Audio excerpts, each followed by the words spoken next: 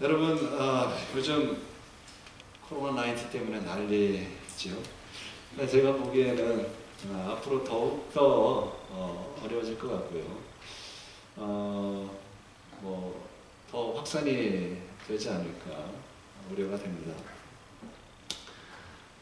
그러나 아까 우리 강 집사님께서 기도해 주신 것처럼 우리가 조심은 해야겠지만 두려움에 사로잡혀서 위축될 필요는 없다고 얘기했습니다.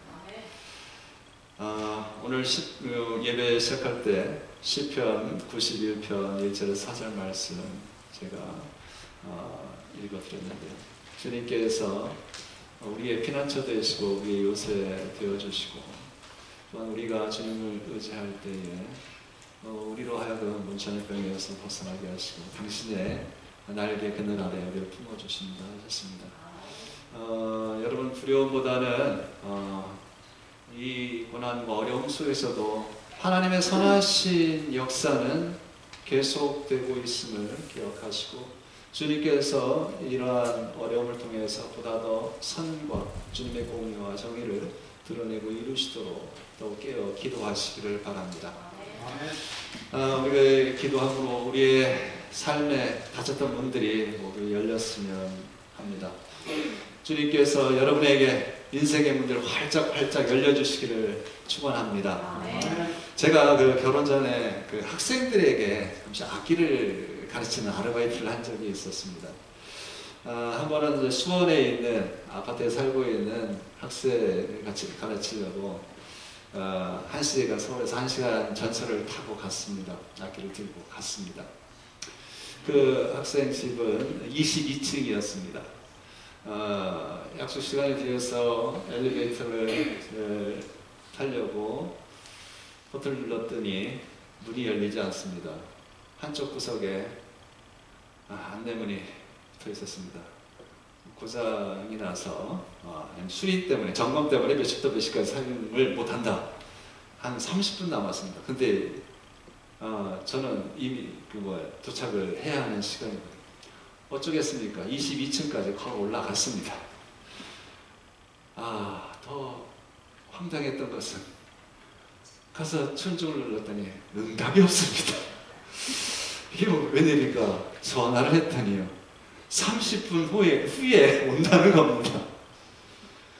근데 더 당혹스러운 것은 소변 때문에 화장실이 급해졌는데 이거 어디 갈 데도 없고 그래서 체면불구하고 바로 옆집에 천정을 누르고 문을 열어주길 요청했지만 거절을 당했습니다. 22층 3층만 올라가면 옥상입니다. 옥상에서 어떻게든 이를 보려고 뛰어 올라갔습니다. 그러나 옥상 문도 닫혀져 있었습니다. 얼마나 닫힌 문들이 원망스러웠던지요. 한 번은 지금 새 들어 사는 집에 새 들어온 지 얼마 되지 않아서 아이들이 쓰는 방에 문이 잠기는 겁니다. 근데 여기 문은 잠금 장치가 없는 문이 방문은요. 그런데 열리질 않습니다. 아이는 안에 있는데 그래서 이거 어떻게 하나 당황스러워서 옆집이 또 주인집이거든요. 가서 이야기를 했습니다. 그랬더니 막내 아들이 나오더라고요. 막내 아들이 키가 한 195는 될 겁니다. 이태리 사람인데 주말에 하키를 하고 일을 하는데 컨스트럭트 일을 해요. 덩치가 아주 좋습니다. 그냥 들어오더라고요. 들어오더니 올라가서 방문고리를 딱 잡고 그냥 그 악력으로 돌리는데 우드득 하면서 이렇게 부서지더라고요. 주인집에서 고쳐주긴 했지만 문이 열리지 않아서 좀 답답했었는데 그렇게 또 시원스럽게 열어주니까 마음이 좋더군요. 여러분, 문이 열리지 않고 닫혀있기만 하면 참 곤혹스러울 때가 많습니다.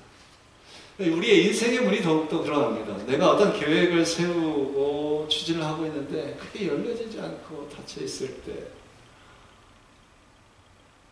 참 그게 얼마나 힘들고 답답한지.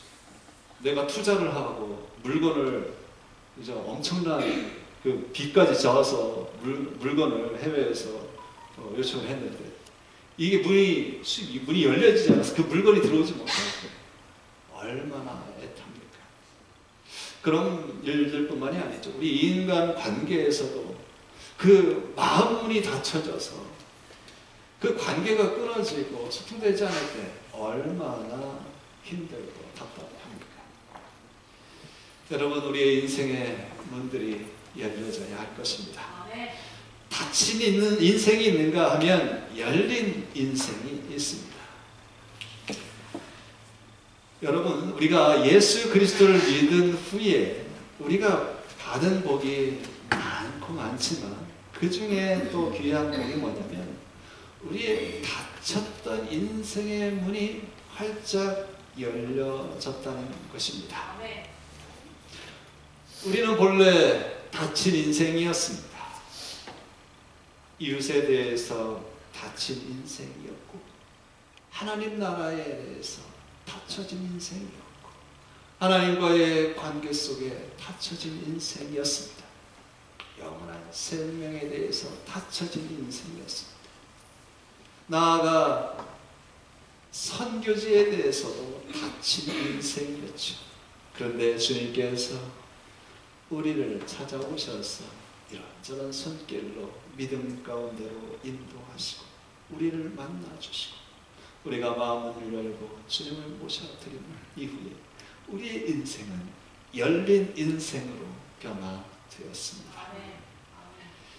하나님께 대하여 열린 인생이 되었습니다.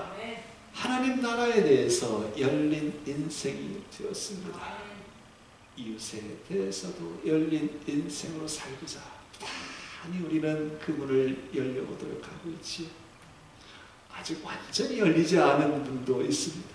그러나 우리는 주님 안에서 기도하며 우리의 문을 열어가고 있습니다. 영원한 세계에 대해서 열린 인생으로 변화되어 가고 있습니다. 제3세계에 대해서도 열린 인생으로 우리는 그렇게 변화되고 있습니다. 오늘 하나님의 말씀은 열린 인생으로 하나님께 인정받고 복받은 대표적인 두 인물을 소개하고 있습니다. 아브라함과 다윗입니다.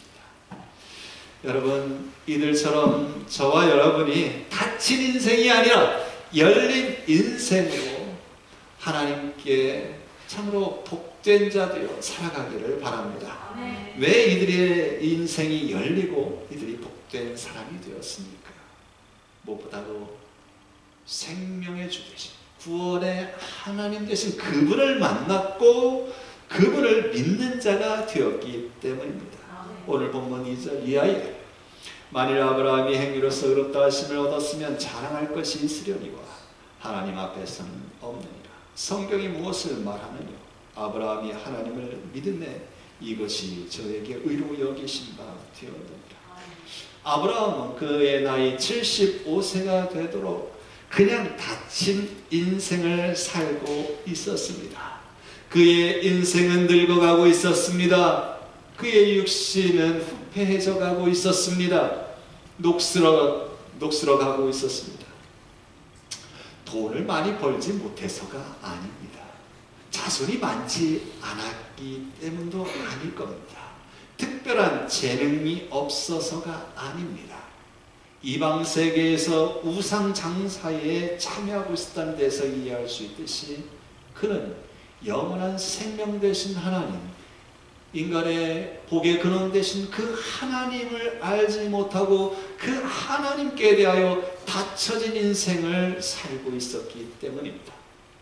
하나님은 그런 그를 향하여 놀라운 구원 계획을 가지고 복된 계획을 가지고 그에게 찾아오셨습니다. 구원 계획을 가지고 오셨을 뿐만 아니라 구원하실 능력을 가지고 또 복의 말씀을 가지고 그를 만나 주셨습니다. 창세기 12장 2절 말씀에 보면 내가 너로 큰 민족을 이루게 하고 내게 복을 주어 내 이름을 창대케 하리니 너는 복의 근원이 될지라. 아브라함이 먼저 하나님을 찾아간 게 아닙니다. 하나님께서 아브라함을 찾아오셨습니다. 그리고 구원의 계획을 말씀하셨습니다. 그리고 그에게 약속을 주시지, 복의 근원이 될 소망을 주셨습니다. 소망이 없는, 소망에 닫힌 자에게 소망의 문을 열어주셨습니다. 아브라함은 구원하시기 위해 자신을 찾아오신 하나님을 향하여 그의 인생의 문을 활짝 열었습니다. 하나님을 잘 알지 못하지만 그는 어린 아이처럼 하나님을 믿었습니다. 그의 인생에 가장 잘한 일이 있다면 바로 찾아오신 하나님, 그 하나님의 말씀에 대하여 그의 마음을 활짝 열었다는 것입니다. 그가 수천 년 인류 역사에 기억되는 위대한 일을 한 것이 있다면 바로 하나님을 믿었다는 것입니다. 그는 75세의 부름을 받고 본토 친척 아비집을 떠났습니다. 창세기 12장에 이에 아브라함이 여호와의 말씀을 쫓아갔고 롯도 그와 함께 갔으며 아브라함이 하란을 떠날 때에 그의 나이 75세였더라. 75세의 나이에 친척도 생업도 고향도 다 내려놓고 하나님의 말씀을 붙들고 쫓아갔습니다.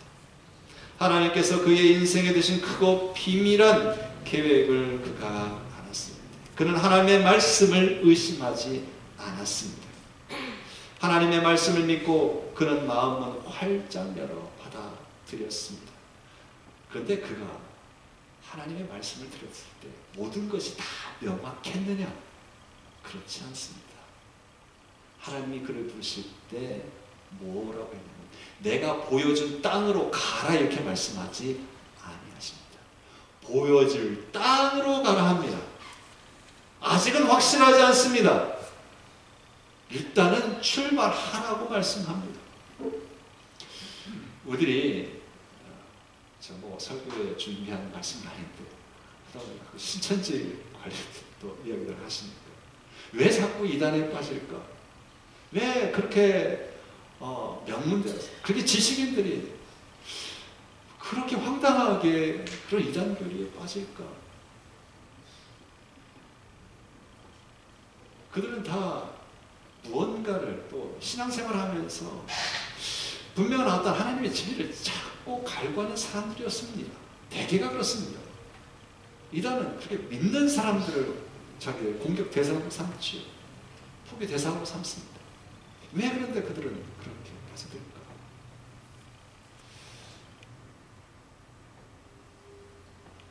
오늘 말씀을 제가 지금 이 말씀 드리면서 떠오르는 생각이 인생에 있어서 아주 명확한 답을 확실하게 얻고 싶은 그 마음이 그렇게 미혹되게 만드는 거 아닌가 생각을 해봅니다. 우리의 신앙 생활이라는 것이요, 그게 명확한 게 아닙니다. 우리의 인생살이가 그렇게 명확한 게 아닙니다. 예수님 또한 그러셨습니다. 십자가를 앞두고 어떻게 하십니까? 겟세마네 동산에서 괴로워 죽을지 어떻게 할지 모르며 땀방울이 핏방울같이 떨어지도록 기도하셨습니다. 왜 그렇게 하셨습니까? 어떤 모성이 있었기 때문에 그렇습니다.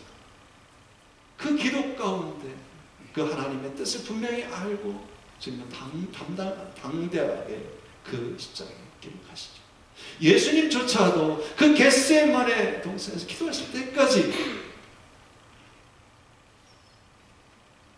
삶의 모성 때문에 내가 어떻게 해야 할지 알지 못하는 그 상황 가운데 몸부림치고 갈등하셨습니다.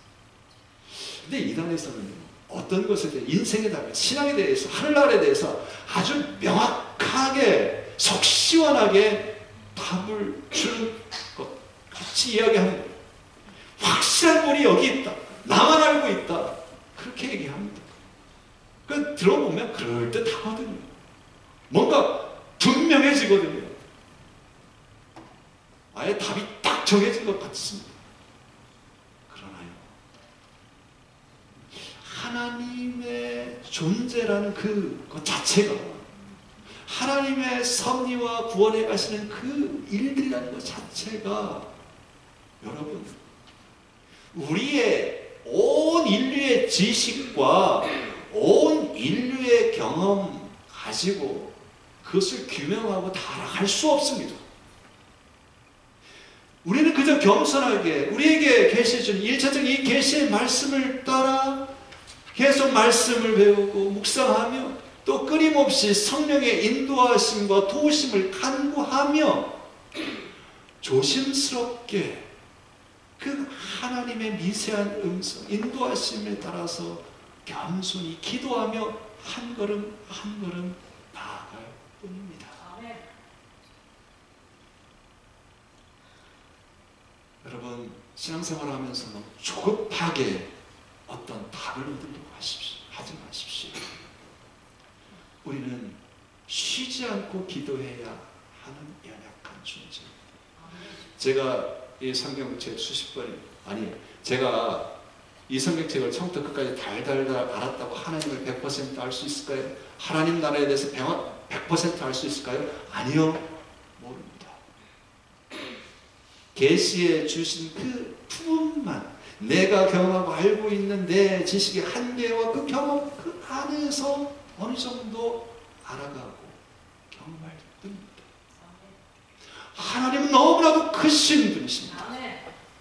여러분 이 우주가 얼마나 큽니까?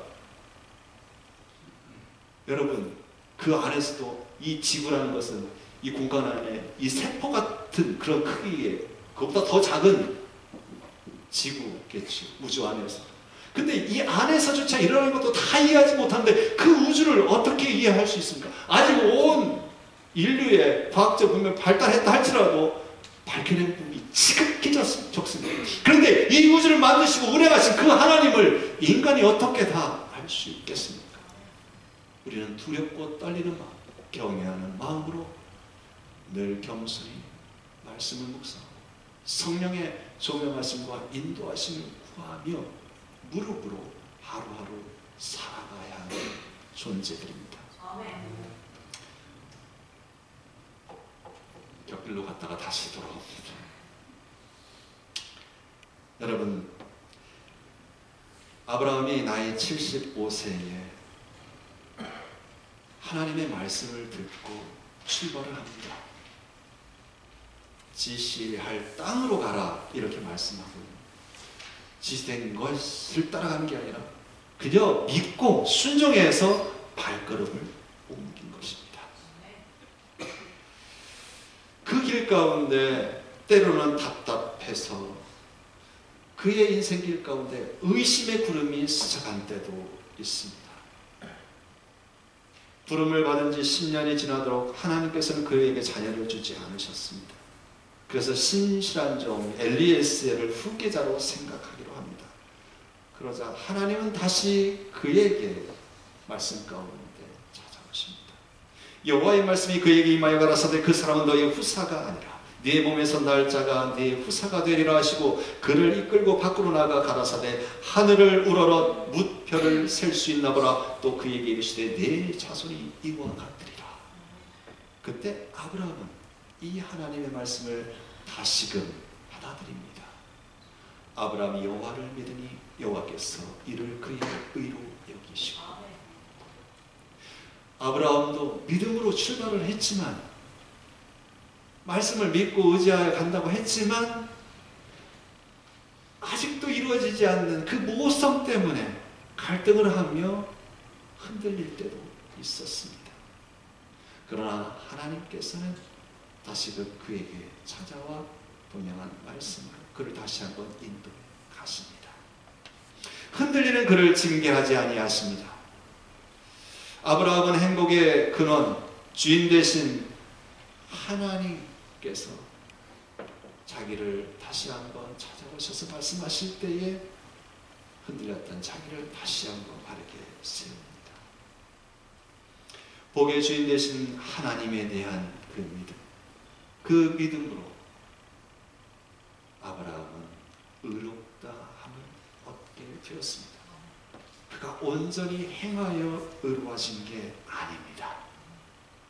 흔들리고 또 실수도 하고 또 하가를 통해서 이스마엘을 낳기도 하고 또 다른 이방 왕에게 자기 아내를 누이라고 속이고 그런 두려움 가운데 사로잡혀서 잘못을 행하기도 하지만 그러나 그 마음의 중심에 하나님을 자기의 인생의 주인으로 모시고 그분에게 순종하여 살고자 하는 그 마음의 중심, 그 믿음이 있었기에 하나님께서는 허물 많고 부족한 그 아브라함도 의롭다 여겨주셨습니다.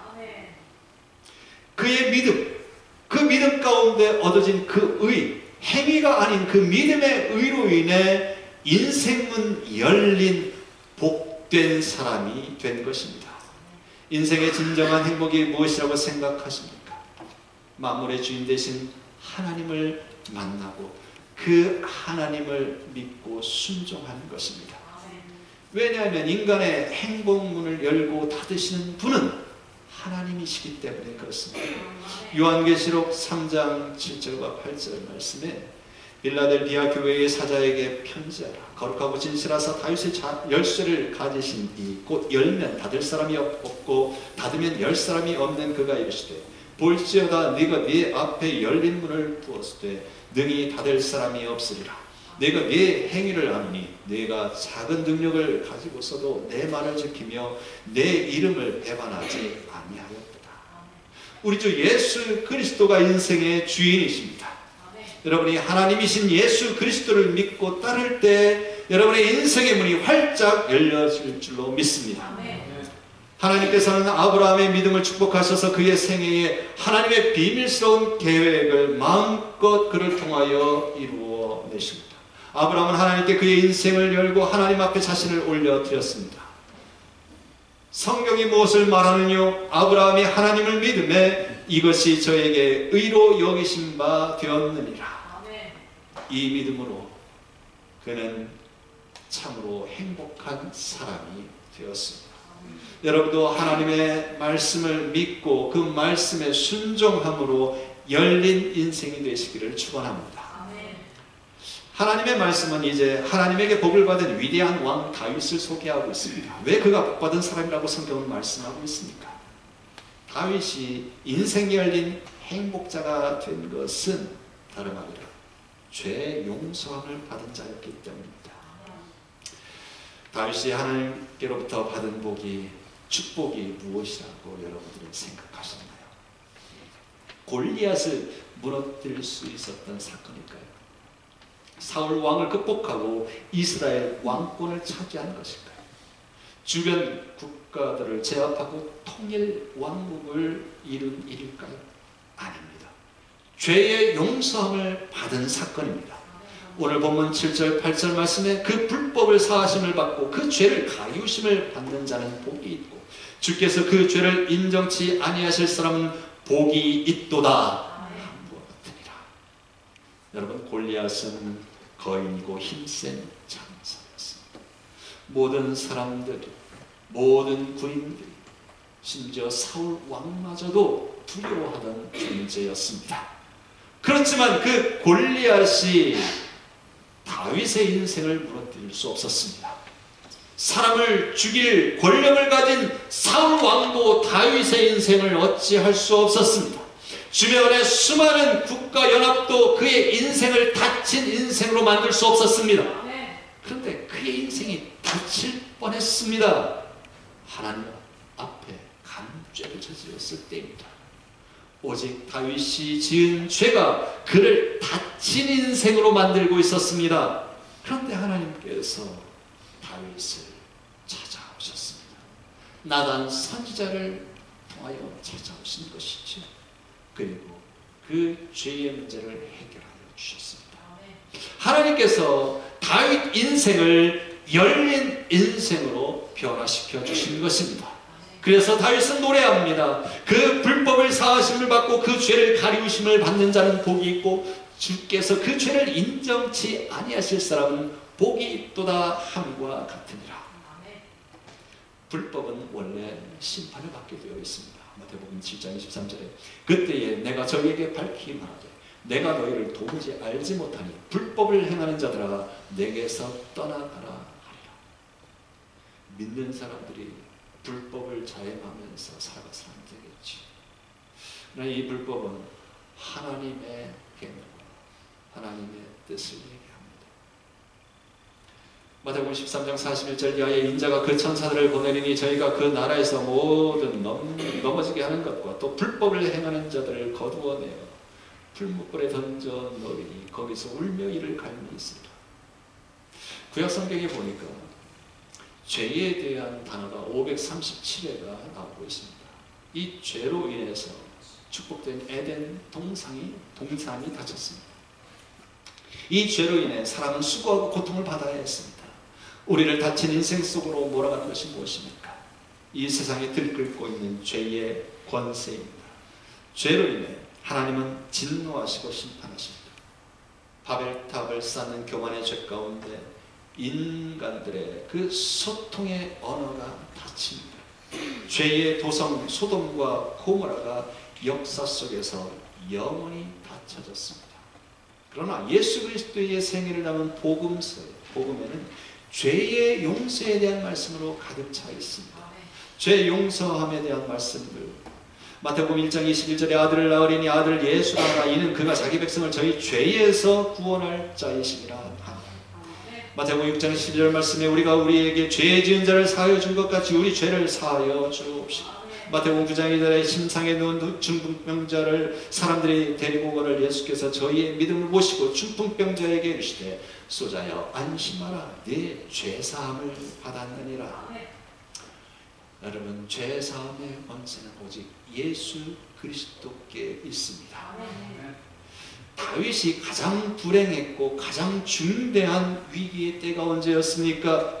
아무도 알아주지 않는 양치기로 있었을 때가 아닙니다. 억울하게 도망 다닐 때도 아니었습니다. 아들에게 배신을 당하고 피난 갔을 때도 아니었습니다. 왕이 되어 간음죄를 저질러 하나님의 징계 앞에 놓였을 때였습니다.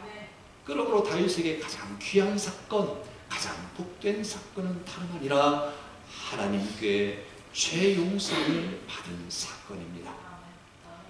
이란 것이 없이 하나님께 의로 여기심을 받는 사람의 행복에 대하여 다윗의 말한 바, 그 불법을 사하심을 받고 그 죄를 가리우심을 받는 자는 복이 있고 주께서 그 죄를 인정치 아니하실 사람은 복이 있도다 함과 같으리라. 다윗이 비록 구약시대를 살고 있었지만 그는 죄사함의 은혜를 깨달았습니다. 죄를 용서하시고 은혜 베푸시는 하나님의 큰 사랑을 체험했습니다. 그는 불법을 행하였습니다. 그러나 그 불법에 대해서 사죄의 기회를 얻었고 용서를 받았습니다. 그는 죄를 범했습니다. 그런데 하나님께서는 그 죄를 지워버리셨습니다. 그 사실이 다윗을 복되게 하였습니다.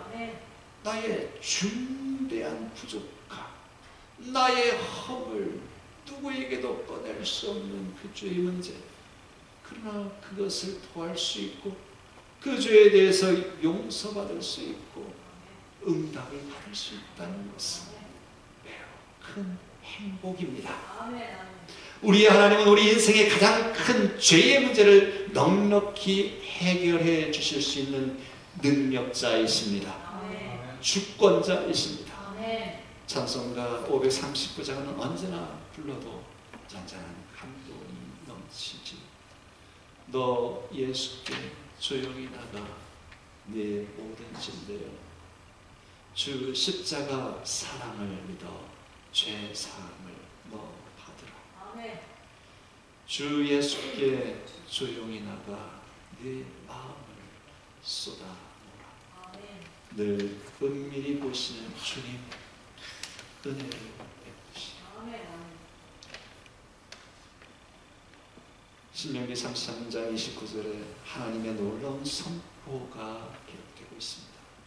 이스라엘이여 너는 행복한 사람이다. 여호와의 구원을 너같이 얻은 백성이 누구냐? 그는 너를 돕는 방패시며 내 영광의 가리라. 것이다. 아멘. 아멘. 왜?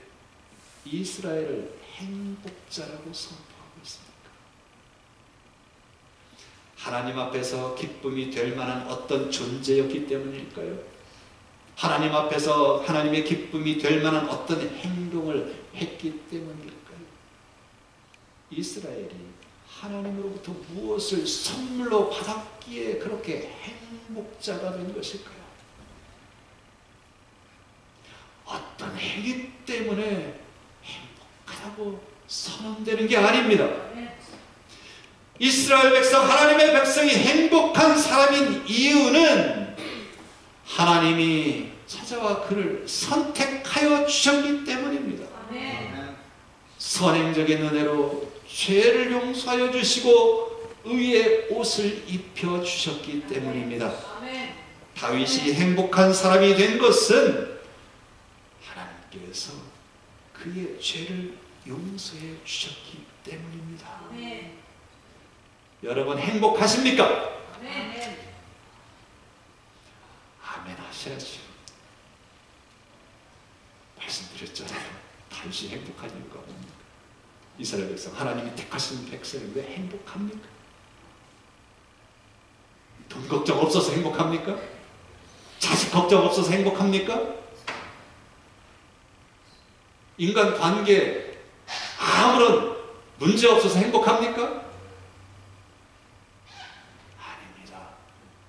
죄 용서함을 받았기 때문에 영원한 생명을 죄 사함의 은총 가운데 영생을 얻었기에 행복한 것입니다. 그러기에 저와 여러분 행복자입니다. 행복한 사람입니다. 여러분 행복한 마음으로 주님을 찬양하고 높이시길 바랍니다. 이 행복의 마음 더욱 고취하여 이 행복을 나눌 수 있기를 바랍니다. 이단 세상처럼 사람을 심판과 죄 가운데 두려움으로 몰아가는 것이 아니라 우리에게 주어진 구원의 그 기쁨과 그 감격을 가지고 이 잔치 가운데 함께 즐거워할 수 있도록 기쁨으로 초대해 나가는 삶을 살아가시기를 바랍니다. 하나님의 백성이여 너는 행복한 사람이로다. 여호와의 구원을 너같이 얻은 백성이 누구냐? 그는 너를 돕는 방패시요 내 영광의 가리시로다. 오늘 하나님께서 주시는 복음 안에서 내가 행복한 사람인 이유를 발견하시고 온 세상에 이 복을 선언하시며 행복한 사람으로 살아가시기를 바랍니다. 이것을 위해서 하나님을 더욱더 신뢰하고 말씀을 따라 아브라함처럼 순종하여 나아가시기를 바랍니다. 예수 그리스도 안에서 너희처럼 죄사함의 은총을 누리고 날마다 다윗처럼 시편으로 노래하듯 그렇게 주님을 찬양하며 행복한 사람으로 하루하루 살아가시길 주 이름으로 축원합니다. 함께 기도하시겠습니다.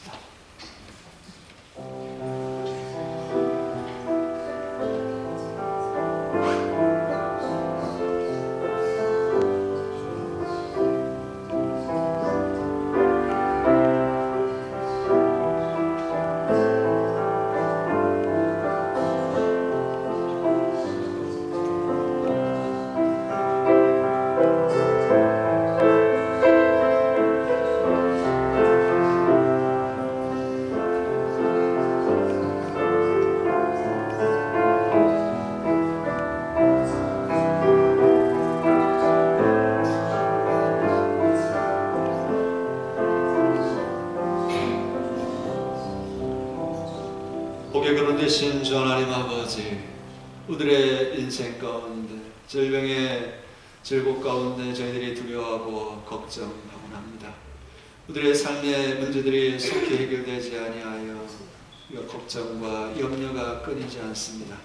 그러나 주님, 저희들이 믿음의 눈을 들어 우리에게 다가오신 주님을 바라볼 수 있게 하여 주시옵소서. 이미 우리가 믿음 안에서 행복한 자가 되었음을 기억하며 우리를 복되게 하시는 주님을 찬양하며 이 땅에서 하늘나라의 삶을 살아가는 주의 백성들 되게 하여 주시옵소서. 주님, 온전한 사랑이 두려움을 내어 쫓는다 하였습니다. 주님의 사랑 안에 거할 수 있게 하여 주옵소서. 살아계신 예수 그리스도의 이름으로 기도하옵나이다.